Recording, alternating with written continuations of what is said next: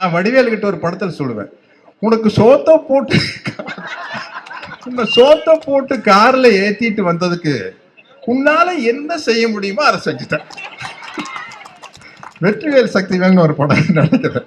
உன்னால என்ன செய்ய முடியுமோ அதை செஞ்சுச்ச அப்படிங்கிற மாதிரி இவர் என்ன செய்ய முடியுமோ அதை செஞ்சுட்டாருங்க. அதனால இனிமே நம்மளுக்கு பாதுகாப்பு ஒரே ஒரு உதயசூரியன் தான். அதனால நீங்க இலைக்கு போட்டாலும் தாமரைக்கு தான் போகும். நீங்க நினைச்சுக்குவீங்க தம்பி விஜய் ஏதோ பாசிசம் பாயாசம் பேசுறாருன்னு. விசிலுக்கு போட்டாலும் தாமரைக்கு தான் போக, வேற எந்த கட்சிக்கு போட்டாலும் தாமரைக்கு தான் போக. இதெல்லாம் உள்குத்து இருக்குது.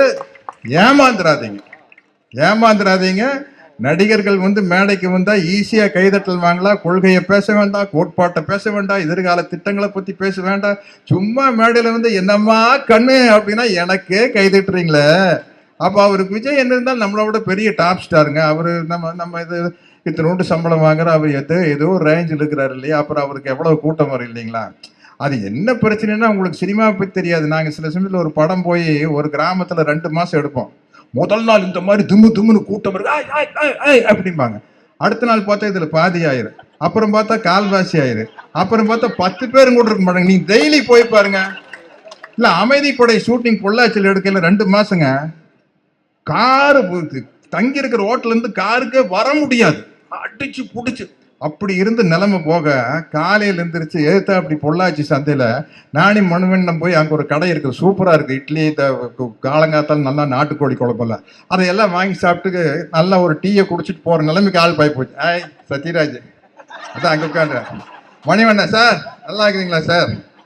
சார் இது முதல்ல சத்யராஜ் ஐயோ சத்யராஜ் அதெல்லாம் போய் சத்யராஜ் சார் சார். இது போக இன்னும் கொஞ்சம் நேரம் அட போய் அந்த பக்கம் போனா இவங்கெல்லாம் உட்காந்துருப்பாங்க. இவங்க மூஞ்சி எத்தனை வாட்டி பார்க்கறது அப்படிங்கிற மாதிரி ஆகி போயிருக்கு. இதுதான் சினிமா. அது புரிஞ்சுக்காம இருக்குது. எனக்கு என்னன்னா நம்மளை ஒவ்வொருத்தரையும் ஒவ்வொரு ரீசனுக்காக பிடிக்கும் இல்லைங்களா. மகாத்மா காந்தி ஏன் பிடிக்குது? இந்தியாவுக்கு சுதந்திரம் வாங்கி கொடுத்தாரு. தந்தை பெரியார் ஏன் பிடிக்குது? அண்ணல் அம்பேத்கர் ஏன் பிடிக்குது? பகுத்தறிவு சிந்தனைகள் பேசினாரு.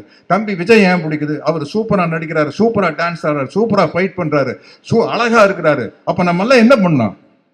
நம்மளுக்கு அவ்வளவு மகிழ்ச்சியை கொடுக்குற நம்ம விஜய் சினிமாலேயே வச்சுக்கணும். சினிமாலேயே வச்சுக்கணும்னா என்ன பண்ணோம்? நாம சந்தோஷமா இருக்கிறதுக்காக அவர் சினிமாக்கு அனுப்பிச்சிடணும். இல்ல அவர் போயிடுவார். அதுக்கு தான் ஏதோ ஏற்பாடெல்லாம் நடந்துட்டு இருந்தா மறுபடியும் அதெல்லாம்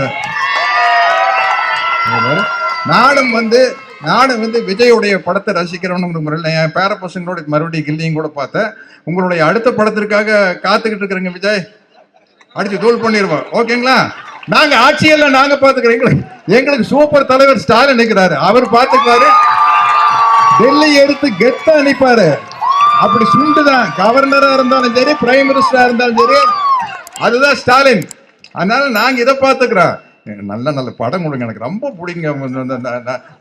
அபி அல்லுமா எவ்வளவு சூப்பர் பாட்டுங்க. அதையெல்லாம் நாங்க மிஸ் பண்ண முடியாதுங்க. ப்ளீஸ் நீங்க அங்க போய் பிளாஸ்ட் பண்ணுங்க. பிளாஸ்ட் நாங்க இங்க நாட்டுல பிளாஸ்ட் பண்றோம். அதுக்கு தான் எங்க தலைவர் ஸ்டாலின் இருக்கிறாருல.